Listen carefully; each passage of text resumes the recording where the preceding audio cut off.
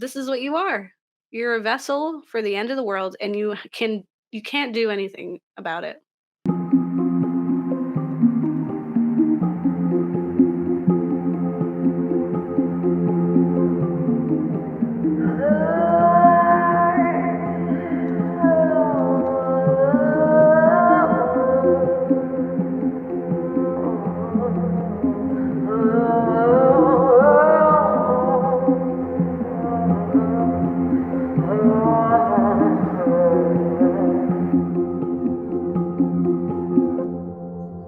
Hi, I'm Gabe, And I'm Kat.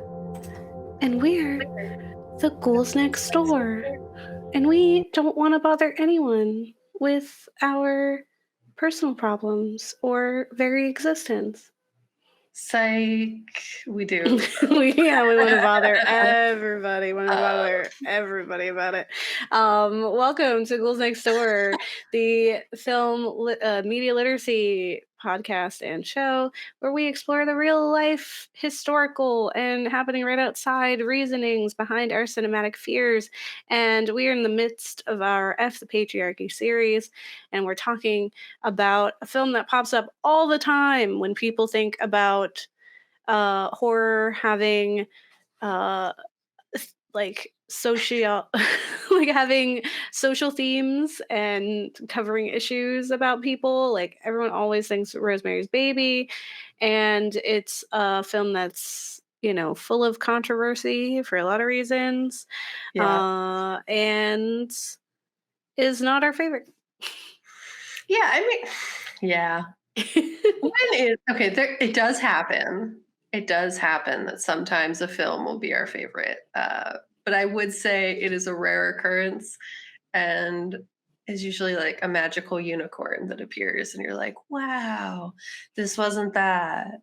Well, if you think about like it was kind of dubbed like the queer Rosemary's Baby, Lyle, that we Hmm. covered in our queer horror. That was one of our favorite films. We That's genuinely true. enjoyed that Yeah, one. I did really like that And it one. was like the same, it was very much the same Oh, it was as the same movie. Rosemary's Baby, Yeah. but done really well in a way, and Yeah. shorter. And Significantly less problematic yeah, creators, messaging, etc. yeah, it's like that's what like a remake, kind of where it does a good job. Whereas like with Black Yeah, Christmas, we had like these, like it did it the right way and didn't kind of take away from itself in anything. Um, yeah, and in a lot of ways, Lyle did the right thing in making a remake with a different name because you don't even want attention or name recognition to be given mhm. to the gross, disgusting human that created this film. Yeah, there is a new Rosemary's Baby. It was a television miniseries starring Oh, Zoe Saldana. oh, cool. So we did not watch that, but and I saw like pretty bad reviews. People were not happy with it, which like I get. But I was interested because Hmm. Zoe Saldana is a Black woman. So to see Yeah, this whole theme come to life and to explore it in that very specific way would have been interesting. And I hope yeah. Maybe that we it will didn't watch it like at some point. solely swap out the actor and not understand what that does. Like I hope Mhm. it wasn't like, "Oh, we're woke just for having the existence of a Black character," instead of thinking like, "What does that mean when you Yeah. do?" And yeah, also, I guess it's like who created it would be a Mhm. good question. Agnieszka Holland, Okay. who did Spore. Oh, We should watch that new Rosemary's Baby. yeah, maybe we'll like it. Maybe we won't. We'll You can see. watch it for free on YouTube. So, that might be something I watch later, see how I feel. Yeah. But we aren't gonna talk about that one. We're gonna talk about the classic one just because it like I said, it gets brought up a lot. And so we wanted to kind of tackle it because it is like at the forefront. And Yeah. people will probably defend it. And I get it to a degree, just in like its impact on media and like the art direction, I guess, of it, but we'll get into it, Yeah. why it's not Also has many, many problems. maybe so uncomfortable. This is like the least feminist film we have on this list. Yeah. I guess that's why people said things. Like, why are you doing that? Like, Yeah. exactly. Why is Yeah. a film that people always say is so important not good at it? Yeah. Why are they like, it's feminist? It's like, yeah, but no. Like, you don't know what feminist is. Feminist isn't just like, okay, yeah, life sucks for women. That's Yeah. It not what isn't that just is. like let's torture women on screen for 2 hours They definitely because make that that in does film. happen in real life. And maybe it shouldn't be a fun movie time. You know how it is. Yeah. It's good energy here today. Yeah. The ghouls next door. Yes, it's gonna be Yeah. something. All right, let's Mhm. hop in so I can let me on my soapbox. Let me up here. Yeah. View's great. So we're gonna be talking about Rosemary's Baby from 1968. Yeah, not the cool new one. And this is about a young couple trying for a baby moves into an aging ornate apartment building on Central Park West, where they find themselves surrounded by peculiar neighbors, and is directed by Roman Polanski, to which we say, ew. Yeah. Um, just as we go. But just to give you a bit more synopsis of that, also, it says like they're trying for a baby, but Rosemary is always considering having babies, but Guy is like, no, not until I'm like a famous person. So I don't know, they weren't really trying until later. He wouldn't Yeah. let her. Don't men Anyway, think that all women are trying for babies at all times? yeah, because that's all they That's are all we worth. are. Um, Continue. anyway, Rosemary's Baby. Rosemary's Baby follows Rosemary Woodhouse, which she says like a million times. She always is like, "This is Rosemary Woodhouse." It's like I don't think I've ever said my whole name all the time as much Mhm. as she does. But she's a young woman who moves into a new apartment with her actor husband, Guy Woodhouse, just a guy. And in this apartment complex, Rosemary meets her neighbors that are nosy, rude, and loud, older couple, the Castavets, and a ward of theirs, Terry, who befriends Rosemary before her untimely fall out a window. And that is a supposed suicide that Rosemary doesn't quite buy. And there's a Mm. lot where it's like Rosemary's gut is like, that ain't right, but she's conditioned herself to not listen to that. Mhm. Just like that's everything in this film. The Cassavetes bully their way into Rosemary's life. Her actor husband Guy has been down on his luck until a freak accident allows him to land a leading part, and this inspires Guy to want to finally start a family with Rosemary. And this is something that she has mentioned numerous times. She says like 3 or 4 would be nice to Mrs. Castavet, and they determine the day when Rosemary will be the most fertile and mark their calendars. However, when the night arrives, Rosemary becomes intoxicated, alarmingly so, and passes out. And her night is filled with a horrific nightmare sequence where she is then raped by a demon. Perhaps the devil himself. Guy explains cheerfully in the morning when Rosemary awakens to find terrible scratches on her violated body that he had gone ahead and had sex with her despite her being unconscious. Then he just jokes about it. He says it made him feel like a necrophiliac. Mm. Huh. Yeah. Yep.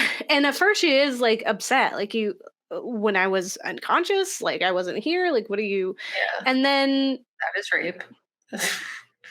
but Don't there do was not that word for this situation for her.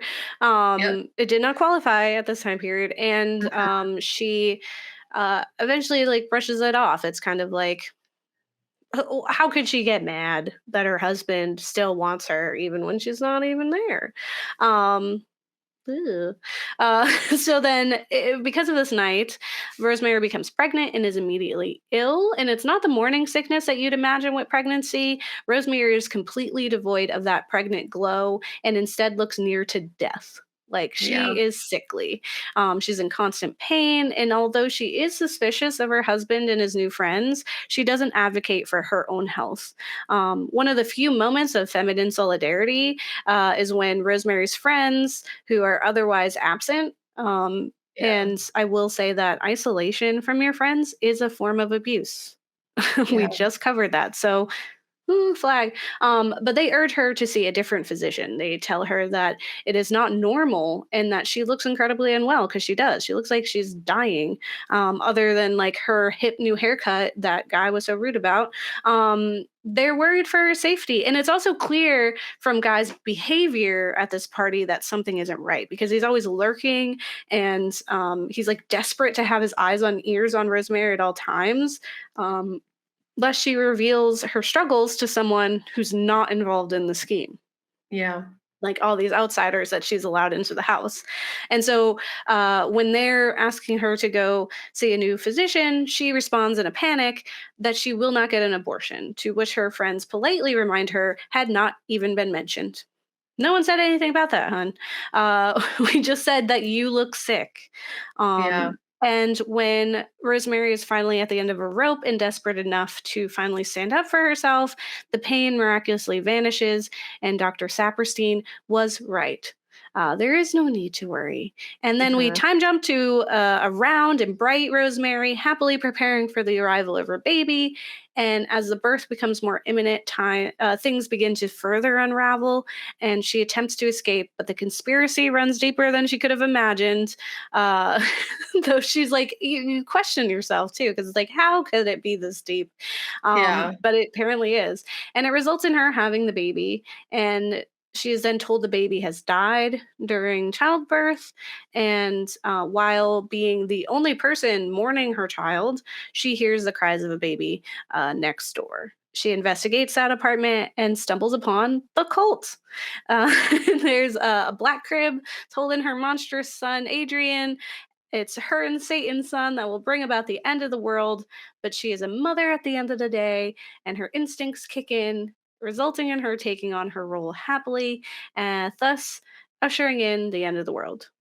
So that's Rosemary's Baby. I saved you 2 hours of just like a lot of lurking and a lot of being Yeah. uncomfortable. I would say a lot of the cinematography and just like the small apartment and the gaslighting and all of that really does remind me of the yellow wallpaper where it's just like Mhm. you are trapped, right? And you're told to believe something else, so you feel like you're going insane. Yeah. And that's what's happening to her. So one of the big things that I want to hop in before I even talk about specifically some of the issues I have with dubbing this film feminism or feminist is this idea of separating the art from the artist. Mhm. Because yeah, you can't do that. So, Octavia Butler once said, or wrote in a book, all that you touch, you change, and all that you change changes you.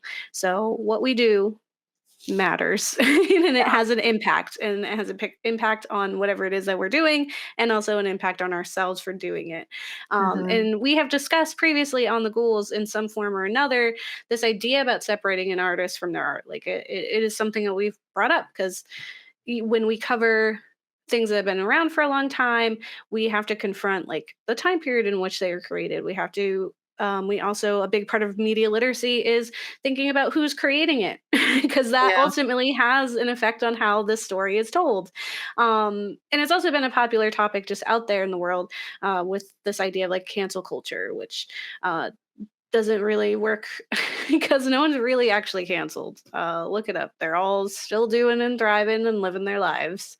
There's Yeah. apparently no repercussions for your actions. But there's this question of can we still love and appreciate a piece of media or art that has impacted our lives individually when the creator is a POS? So, what I think of when I think of this is specifically all the people who made Harry Potter their entire identity.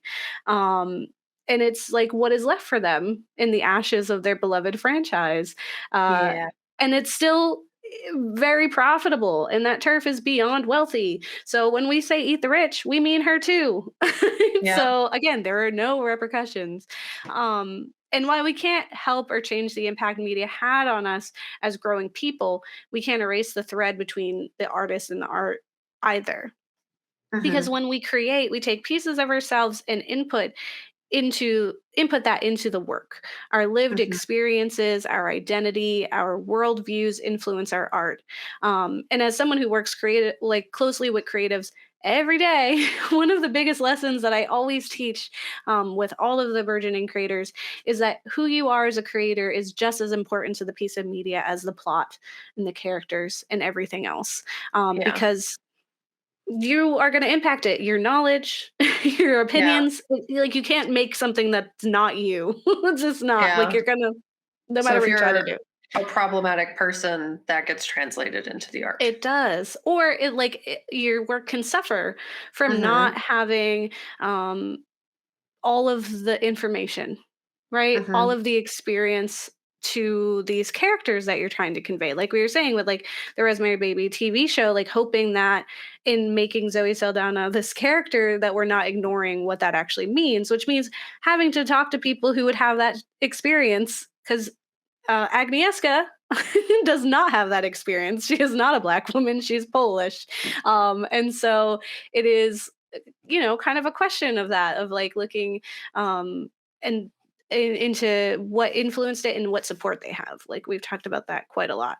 Yeah. And I say all of this to highlight an issue that we have found in this series specifically of F the Patriarchy, because only two of the films we're covering are made by women or femme folk. And we chose these films for a variety of reasons. One is the subject matter, but also to discuss the influences of film and how it is so much of you and also can so easily transcend your original intentions, if you had any intentions at all, Alex Garland. Um, so I want to be very clear that the director of today's film is a disgusting, terrible human being, and we do not endorse him in any way. And we cannot separate the art from the artist in this film. And even though this film is an adaptation of the novel of the same name by Ira Levins, both of these men have affected the work in a very specific way because they just do not have the right lens to tell this story, Yeah. which is why Lyle did such a great job with the materials, because it was taken in a different way. It was approached in a different way, and allowed for us to kind of combat some of the things that are missing in Mhm. Rosemary's Baby. So, one of the biggest things of Rosemary's Baby that I found was that there is just no feminism in this patriarchal world. Yeah. There is no hope, essentially. So, this story is a patriarchal hellscape. Period. The Yeah. ending leaves us to believe the end is upon us, and that we have to watch as Rosemary continues to put others' lives before her very own, just as she's been conditioned to do in this world. And in an article on Tor.com that I found this answer that I was looking for. So I was like looking around, there's all like, like the feminist movie, blah blah blah, and I was like, that's not what I'm looking for. Even like looking up like abortion rights in Rosemary's Baby, and I was like, I don't think that's it either. So I Yeah. found this really great article. Which really highlighted what I felt this film, though it was dubbed feminist, is actually incredibly lacking in any feminism. So Ira Levin's Rosemary's Baby, Patriarchy Without Feminism is Hell by Noah Berlatsky. They explain that these men paint a world that is dark, grim, and utterly hopeless. And it's a defeatist approach that only exists because these men can't understand a world in which feminism exists, and therefore cannot see a way out of this hell. So in Rosemary's Baby, feminist consciousness is notably absent, which is part of why the novel is so bleak and terrifying. The narrative recognizes that Rosemary's fate is diabolically unjust, but it offers no way out, narratively or theoretically. The devil's victory is total, not because he defeats feminism, but because he rules over a world in which feminist possibilities don't exist. And in our Don't Look Up episode, Kat had a really great explanation about the defeatist attitude of that film specifically that ignored the indigenous climate change activists who are actively putting in the work to stop the end of the world. And by painting such a bleak picture of the world, it diminished the hard work of those working to save the world every day. Yeah. Um, And that's what I was thinking when I like reading that was like, that's exactly what it is that they can't even imagine. So in the Yeah. book, Rosemary is so affected by this patriarchal world that she is written even more hopeless than in the film. Noah Bertlatsky goes on to say that in the book, Rosemary's colonization by patriarchy goes even beyond verbal acquiescence. Was that not it? No. Oh What no. did I do? Is it this one? Yeah. Oh, they're just out of order. I got you. Sorry. Okay. Um, okay. Rosemary's colonization by patriarchy goes even beyond verbal acquiescence. Levin frames her self betrayal as biological. Only partly conscious, she enjoys the devil's rape of her, describing the demon inside of her as as painfully, wonderfully big before she orgasms. Um, so absurd that, like, you like tell me it's written by a man. Tell me it was written by a man. If you, oh my god, Ira Levins and Roman Polanski succeeded in creating a horrifying, hopeless world because Rosemary is broken and a clear representation of the effects of the patriarchy. But it, like some of the other films we've covered, such as Men, it sits unwell with us when the tale is told by a man because it feels exploitative. It's putting women's pain on display like it's news, ignorant to the impact it has on femme audiences, and then profiting off of the story. Mm, And Roman Polanski is no stranger to abusing femme bodies for his own pleasures, so it's no surprise. yeah. But it just clearly shows that they have a lack of information and knowledge that they could paint such a bleak landscape that has no hope at all, which is like not what we get with Lyle. Lyle, we had some hope. Um, because there is actually there's it's bad, but we're not reduced to this. I think that's the biggest thing Yeah. that, There's that I have always a problem something with. you can do. And they just reduce us to these like flimsy things. Anyway, there's just no help for the unwicked in Rosemary's Baby. So, going back to the film, Guy, the neighbors, and others around Rosemary, such as the doctor, are clearly the villains of the story. But Rosemary is also a villain to herself. Rosemary prioritizes everyone else's life over her own, and she tries so desperately to please others, and throughout the film, constantly hides or dismisses her own feelings so as to not impose on others. Even though she's uncomfortable with the Castavets, immediately disliking them, she still goes along with being cordial because it is expected. Those are her neighbors. She has to be the good wife. Um, she's performing her duties as a woman. And whenever she hints at her own opinion, Guy questions her and she quickly pushes it away. Like, no, no, no, it's okay. Everything's okay. I don't want to like explain that I don't feel good. Like I don't want people to Yeah. care about my well-being, like God forbid. Yeah. She's like constantly like backtracking. Like there's so many conversations where he's like, "Well, if you want to do that." She's like, "No, no, no, no, no. That's okay." Yeah. And it's also like to the fact that women are socialized to communicate indirectly or non-confrontationally because of the ever-present threat of violence. Mhm. And 1968, you knew it was worse. Yeah. But that's still like a thing, and yeah. I'm 100% just thought that was a helpful point.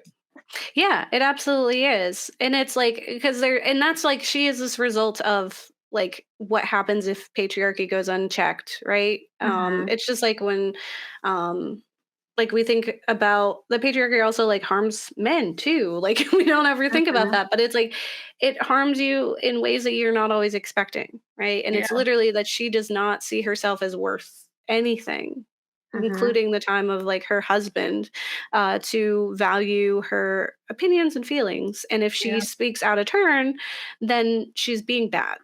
Hmm. It makes her even more unworthy. Uh, Hmm. and she also like Rosemary herself was she like grew up in the church and it seemed I don't know for sure, but it seemed like she might have been like adopted or something, or just came from this like kind of constrictive environment where she might feel even more pressure to be good in case she's just given up on Yeah, like or given patriarchal away. religious trauma. Mhm.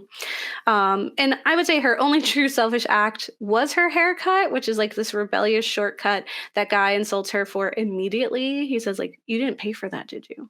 And the internet loves it. The internet loves her short haircut, and like every article was like, "And then there's her hair," and I was like. It was so weird to me when it happened because she just comes in. She's been sick forever. She just comes in. She's got her hair done. And he's like, "You didn't pay for that." And she's like, "I got it at the place."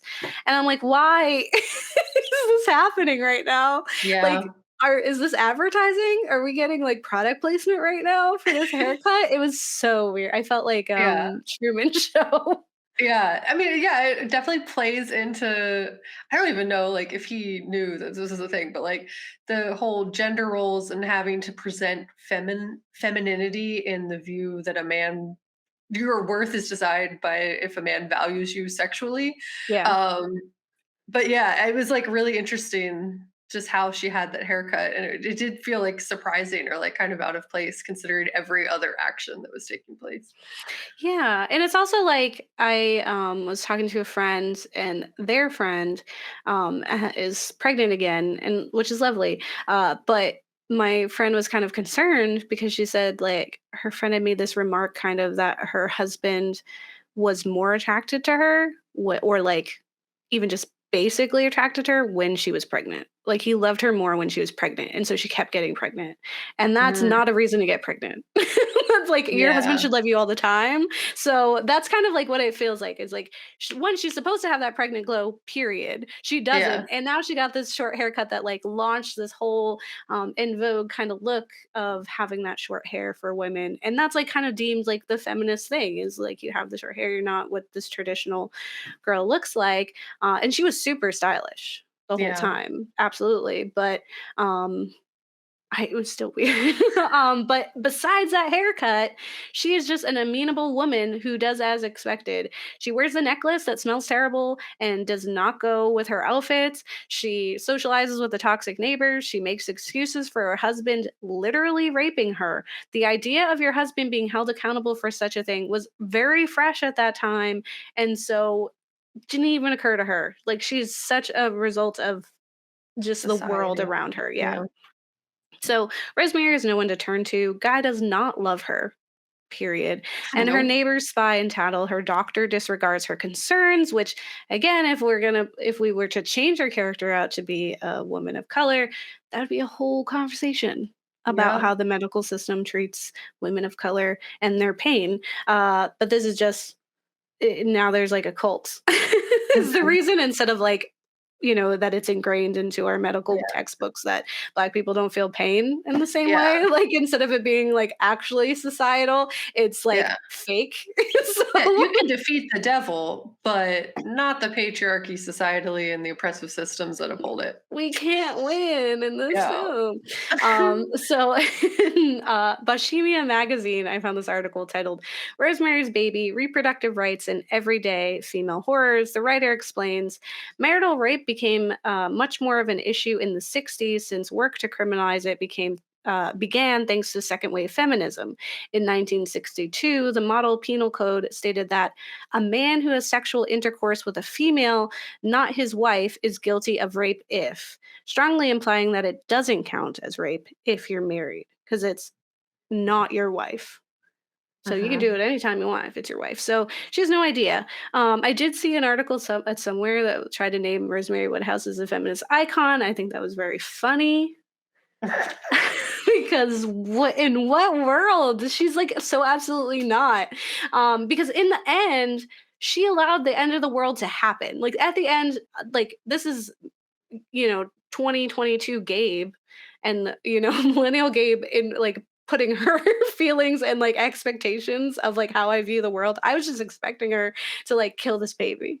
I was like, "Oh good, you're in there now, you can stab them. You have the knife." Like I was like, "You're not Yeah. going to get out of here, but at least the end of the world doesn't happen. Like this baby doesn't matter." And like that's just so in my blissful state of being unawares, and I hadn't watched Rosemary's Baby before this. I was like, "Oh, she's gonna do it," and then she doesn't. Like she lets the world end, and it's like it's not her fault, of course, but like it is because it's like. there's a lot that's happening and why she's doing that. And the whole message is a problem, because the Mhm. cult ultimately brought about the end. Yes, it was society and the patriarchal ideologies that allowed Rosemary to get in as deep as she did. But again, this is a problem of like not having any alternatives, and to be isolated and manipulated, uh, to bring about the end of the world. Like she Yeah. definitely was like she was in too deep. But the film never offers the alternative. Rosemary is not a final girl by any means, and in the end, she will not survive. She has been reduced to a vessel for this creature, um, and I would argue has always just been a vessel for any creature, even if it was a regular kid. um, Yeah. which many states are so eager to reduce women to today, just vessels. When that baby no longer needs her milk or care, she'll be dispensed of. She doesn't matter. And Levins and Polanski cannot conceive of a world where women fight back and win. They find us already in too deep, and they ignore and dismiss the work of feminists and activists everywhere because patriarchy without feminism is truly hell. Yeah. And that's all I got to say. Nice. And it's like, so a few things. One, I think they said her name so much because it's kind of like Handmaid's Tale and that they're of the person they're married to. That's why she said Woodhouse every single Mhm. time. Like, what was her Because name before that? yeah, she did not exist before her marriage name. That's my Mhm. theory. That's a good one. And also the reason why, as you were saying, is that like the writer and Polanski also did not view her as a person. Mhm. They viewed her as a vessel, which is specifically very evident in who Polanski was as a person. So of course, Rosemary is reduced to a nothingness. They're not a Mhm. person; they are a vessel, because that's literally how the director viewed women. Actually, Yeah, I mean, she's just like a representation of the audience because this is supposed to be a film for women, right? Like men aren't going in there and being like, "Wow, this is my favorite film." Like that's like if anything they are cuz they're like, "Oh, the art director." Like they're totally missing the point. Like this yeah, is supposed to be a film for women. Like yeah, they're or just like allies in that way. And so you go into that, you are like you go into Rosemary, right? She is a shell that you're supposed to occupy while you're watching. And he has essentially told us this is what you are. You're a vessel for the end of the world, and you can't do anything about it. yeah, You're only what we need you to be. yeah. And I mean, that's what society thinks of women now, as much as they did in the 1960s, just slightly more subtly. Um, Sure. and maybe not even subtly. Yeah. It's just like a fun time. But yeah, should I? I'll get into my little Yeah, thing. go ahead. Yeah, Take it I'm gonna away. do it. So lots of really stressful things happen in this film. Obviously, we said like both in who created it as well as what takes place on screen. It ultimately ties back to horror's overarching issue of using women's bodies and minds as a staging ground to enact their effed up fantasies of violence, gore, and torture on screen. There are countless issues showcased in this film, so finding resources for this was a little challenging because it really does touch on like everything for the Mhm. most part, including like sexual assault, domestic violence, patriarchal oppression, and more. A big piece of what was really stressful about this film, other than the overt violence against Rosemary, was the consistent gaslighting she received throughout. In addition, an additional point of stress was the film's decision to like thoroughly embrace the not all men narrative, in the character of Hutch, Mm. taking it the additional next step in stance that good men will be weeded out and murdered, because that's what they do to him, and that for Mhm. survival, good men should instead be like Dr. Hill, masquerading as a safe person until it is no longer convenient for them. Yeah, like look what can happen to you. Like Hmm. don't help. Exactly. And I think like if the film is conveying a message to the audience, that was the goal Mhm. in a lot of ways. It was, if men are watching, let them know that they should not be speaking up for women. If women are watching, let them know how little they matter. Because that's how Um, hopeless it is. mhm. So essentially, these men and the women in the film who benefit from Rosemary's subjugation in the film see Rosemary as a vessel to their future goals and not as an actual person. And that, as we've been saying, this is largely a reflection of how society during this time period, but also arguably currently, view women and their bodies. As Gabe kind of mentioned, where Guy views his wife as a vessel for his success, the other characters see Rosemary as a vessel for the spawn of Satan, a vessel for a child. Her personhood to the larger group is determined by whether or not she decides to embrace that role of being a mother, and her life only of value if she chooses to stay in that role, choose being loose, because there was not much of a choice. This is very much how society currently views women and can be seen in the laws being passed in reference to the attacks against Roe v. Wade and other legislation aiming to disenfranchise and subjugate women. Rosemary's personhood to Guy didn't exist at all. To Guy, Rosemary is his idea of her, and who she actually is doesn't matter to him, and clearly didn't matter to the director or the person who wrote this book. Guy and men like him are a part of why, one, the divorce rate is so high in heteronormative relationships, because no one wants to be with someone who doesn't recognize their personhood. And because of patriarchal oppression, men often fulfill that role. As we see in the film and in other films like it, women do enact patriarchal violence as well if they're benefiting from it. So if we think of white feminism versus intersectional feminism, or like in Black Christmas, the new one, where the girl helped. Yeah, exactly, because she felt she was protected in this patriarchal society when no women are safe in a patriarchal society, even the ones who uphold it. That's even a plot theme in Handmaid's Tale, and I'm sure countless other things, where the entire ploy of getting access, of upholding patriarchal standards, is because they want to benefit in the same way white men benefit. Yeah. And they So want can't have access it to that change. power. Yeah. But ultimately, in a patriarchal, oppressive society, they will never have access to that power. It's just ultimately a long game manipulation ploy upheld by men. So it.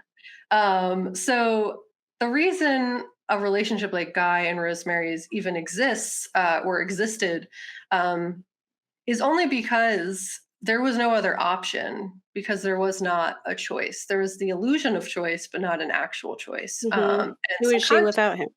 Exactly. They did not give her an identity. And I think people often forget, it's kind of similar to the way that they historicalize, where they're like, this was so long ago. They do that with Black history. They do that with like slavery. They do that with civil rights, where they're like, this was forever ago. Everything's fine now. When the reality is, so much of this historical context happened recently. Like the 1960s was a while ago, but it was not that long ago. So for people are still alive. Yeah, there are still humans that exist that were like, I was there when that happened. Anyway, but for context, the Marital Property Act of 1967, which gave married women the same property rights as their husband, went into effect January 1st, 1968. That is the same year this film came out. Discrimination was openly acceptable and not illegal at all until 1967. Roe v. Wade did not take place until 1973. So it's also absurd that she mentioned abortion. Well, yeah, because abortion existed, just safe abortion didn't exist. Yeah. From a familial history thing, my grandma was alive and in need of an abortion before it was legal, and my great grandmother had to drive her to Mexico to get it done. And it was like a really traumatic event for her in her life. Oh my gosh. So like it was not legal until 1973. Like my grandma's no longer alive, but she died fairly young. So if she was healthier, she would have been alive to this point. As if that was just like a Tuesday. So that is something that is fairly recent. The 70s was of like a collection of years ago. Women couldn't get credit cards in their own name until 1974. Spousal rape was not criminalized in all 50 states until 1993. That was the year I was born. Oof. Sex discrimination was not outlawed in health insurance until 2010. Oh my God. And there was a long list of things. I kind of just pulled the ones that were most upsetting, like in my face, and ones that were like the most easy to understand, because there were also a handful that were like pretty convoluted in their description. But I Mhm. do link the sources in the blog that I'm going to be talking about in a minute, as well as like the reference points to where I got that information and the fact checking that took place around Mhm. that. As my last little tidbit of information, women weren't allowed to serve in combat positions in the military until 2013. Today, we have still never had a woman president. Mhm. So, for anyone who's like, it's not that bad, like, we've literally still never run this country. Yeah. How can you say oppression doesn't exist? If it did, there would be a long history of women leadership, specifically at the highest office that we have available in our country, and that has never taken place. We had our first woman vice president like a few years ago. Mhm. So like it's not. A lot of the, like a lot, they like try to show pictures in like black and white and be like, that was forever ago. It was like yesterday and it still exists. And that's Yeah. why we need to actively be like working to fight it. So for to like get kind of into the resources end of my section, in this episode, my resource section was centered on a little bit of everything because this film kind of was an amalgamation of issues, including I'll link back to our episodes where we discuss abortion resources, sexual assault and domestic violence resources, as well as like the other things that we've covered in the F the Patriarchy series, as they're all somewhat relevant in this film, as well as Mhm. just kind of always. But a lot of my resources specifically speak on intersectional feminism and feature BIPOC and LGBTQIA led feminist perspectives, because there is no freedom without all of us being free. So leading with those perspectives is essential. Um, Roxanne Gay says it best in their TED Talk, which I do have linked below. I reject the mainstream feminism that has historically ignored or deflected the needs of women of color, working class women, queer women, and transgender women in favor of supporting white, middle, and upper class straight cisgendered women. Listen, if that's good feminism, I am a bad feminist. And the Ghouls reject any feminism that does not include and rally for BIPOC and LGBTQIA women and gender nonconforming communities. And we think you should too. As we've said many times before, racist, homophobes, TERFs, and any other kind of bigoted, Haters. hate-filled humans aren't welcome here. Nope. This is not for you, and that's okay. Yeah, Exit stage left. yeah. So in taking in the resources in this blog too, I recommend like the following be considered, because it's led largely by BIPOC and LGBTQIA women and non-gender conforming communities. It's important to compensate those people. If you are specifically a white person like myself, I specifically implore you to recognize that the BIPOC emotional and physical labor that went into creating many of the resources that I have listed in this blog should be financially compensated if you have the means. I'll do my best to organize the ways to provide compensation in the blog as I find them, as well as places you can donate to support causes that support women, but also support BIPOC communities. This includes buying books listed digitally, supporting Ko-fis, Patreons, Venmos, GoFundMes, etc. If you read through this blog and notice a source you personally utilize but is not listed, or if you know a person who created any of these resources below, but notice that there isn't a link to provide financial compensation to its creator, definitely send us an email at theghoulsnextdoor@gmail.com. Mhm. Um, as I've said in previous episodes, I'll be updating these resources over time. So if you're looking at this tomorrow at 8 a.m. when it is fresh off the presses, or I don't know what time we're posting this, but like if you look at it right when it is posted, take it at face value because it's going to be continually updated with time. And I'm hoping it'll kind of turn into this thing that can be actively looked at and be like and call to action and resource share for days to come, months to come, years to come. I want it to like be a usable document.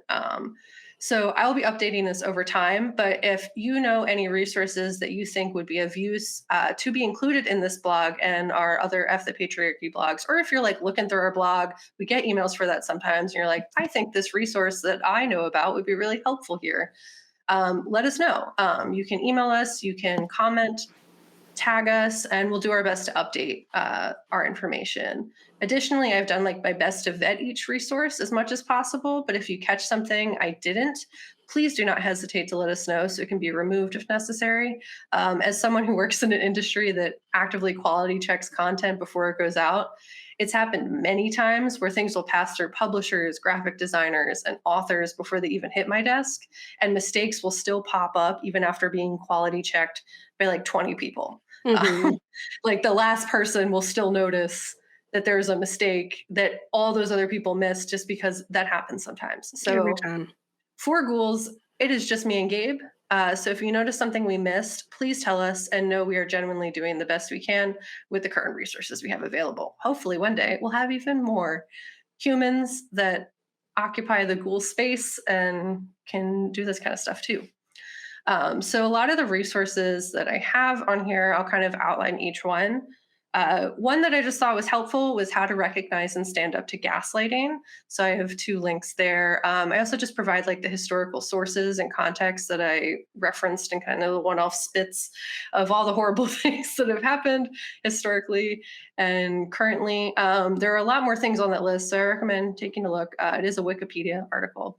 I also link to our resources on sexual assault and abortion access that we created in our previous episode, as well as the domestic violence resources and methods to like make safety plans, et cetera. And I recommend checking out those episodes.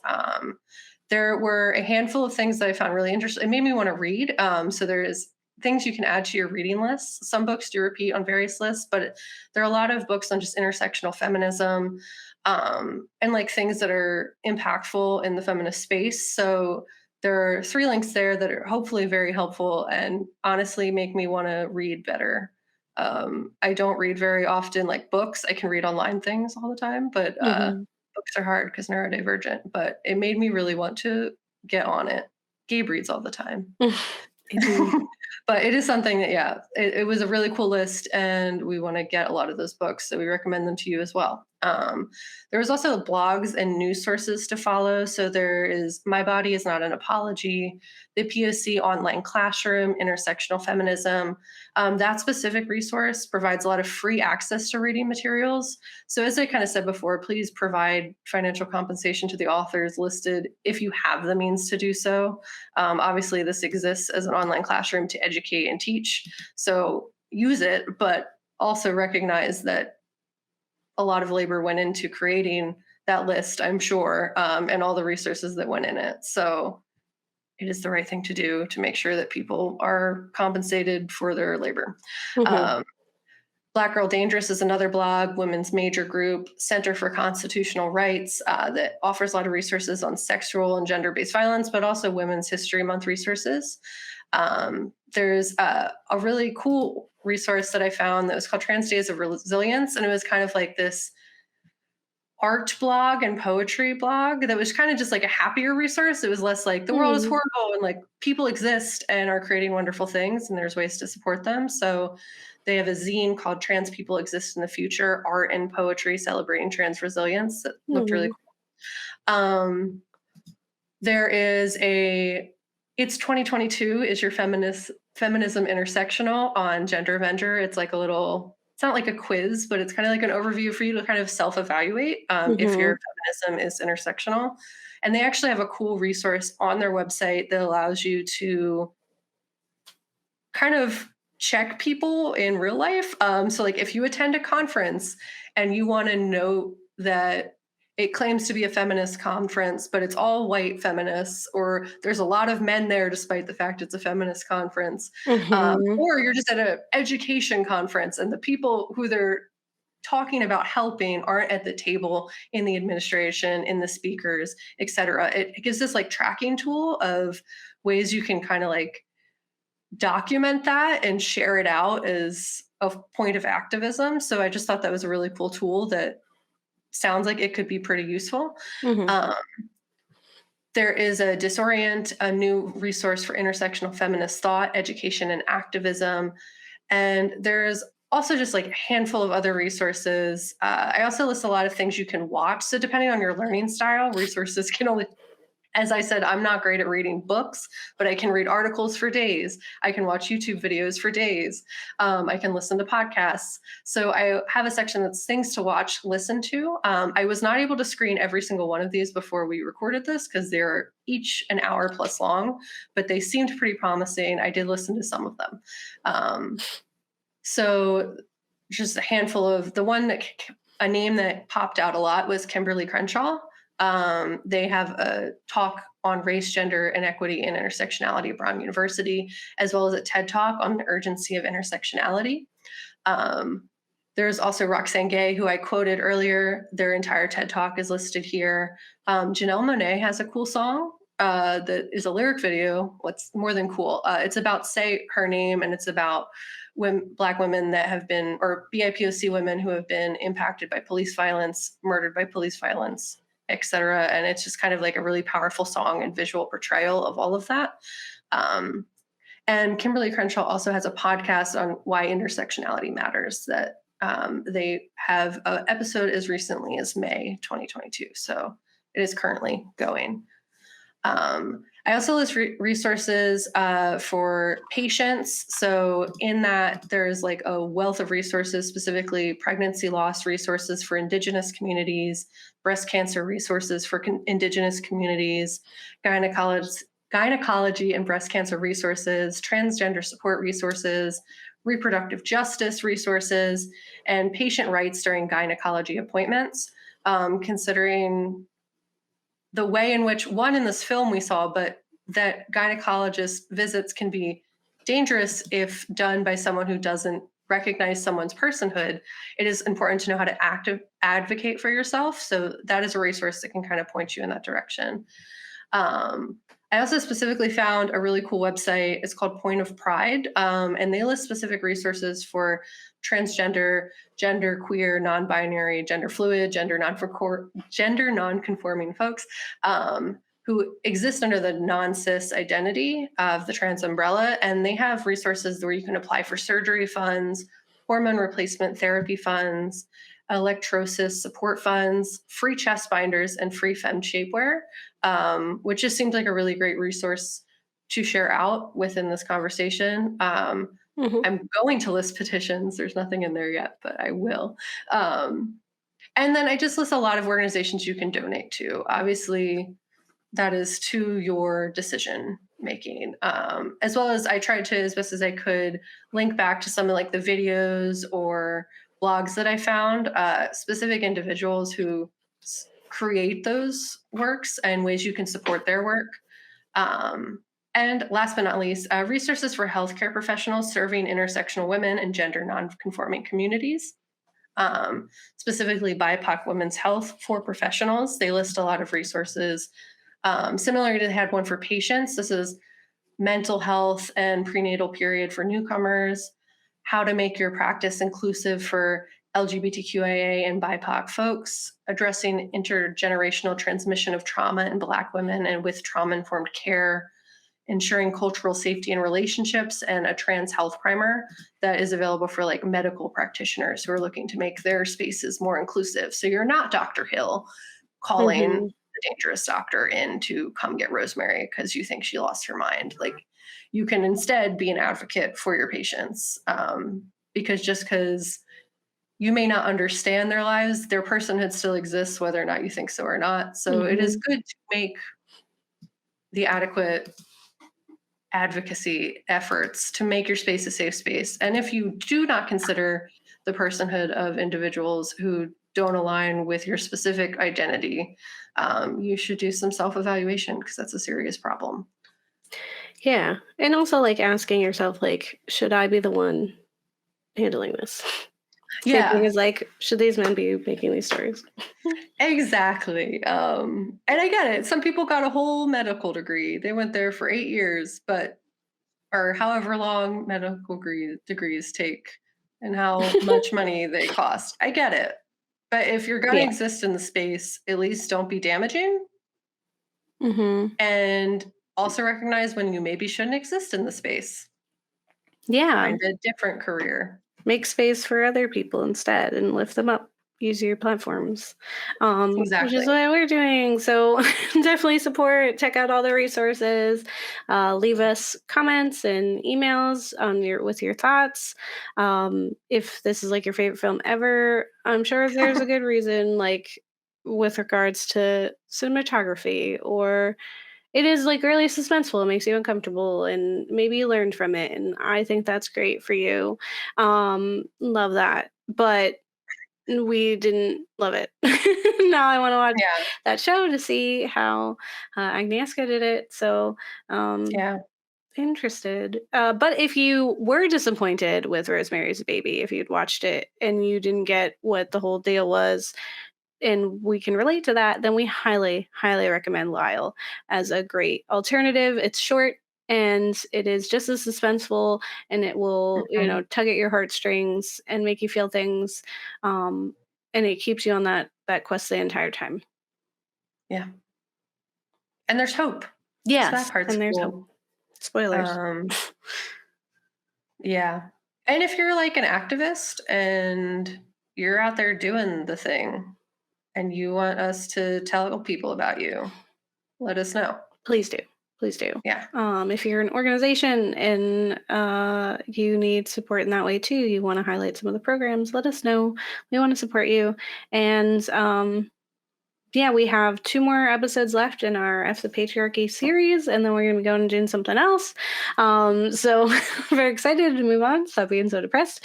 Yeah. Although I don't think that's ever going to happen. We're always depressed on this All show. of our series end up in some way being the F the patriarchy, F the capitalism, F the race. It ends up all, F all the oppressive systems.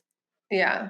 Yeah. So it does, even when we're like, let's be happy for a little bit, we usually end up being like, oh, there it is again.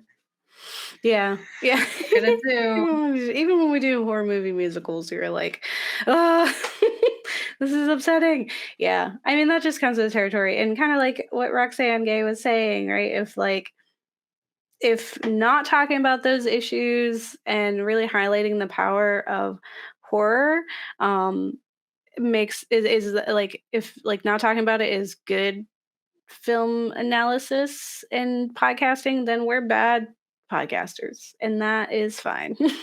Like we're gonna Yeah. be that. Um, Yeah. and I will say this as far as like in news of like horror's impact that made me very excited was the news about Rod Sterling, and what influenced him to create Twilight Zone was that he wanted to talk about Emmett Till, and they censored him. And so he Yep. created an entire phenomenal show about society and the problems that were occurring in this way that was more digestible to the audience and that could go under the radar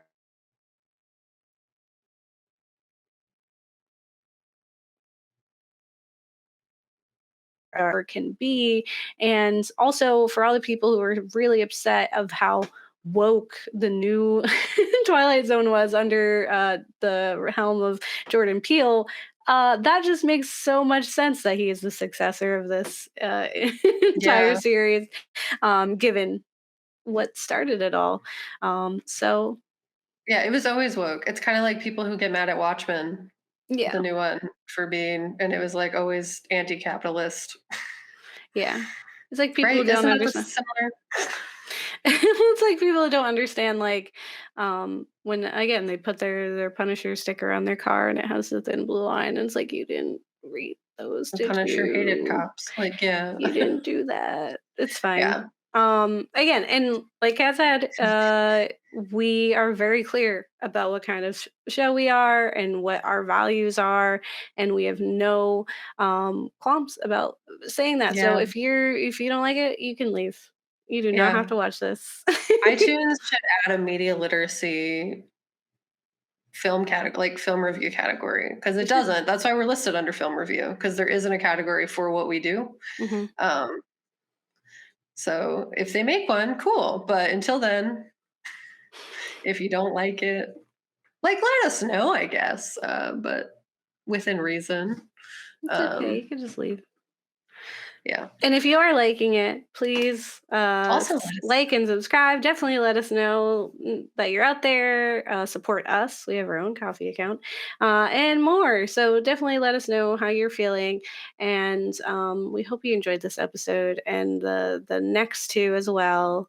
I think I think the next episode is gonna be really fun. And don't get married, Delete your kids. or your kids bring about the end of the world.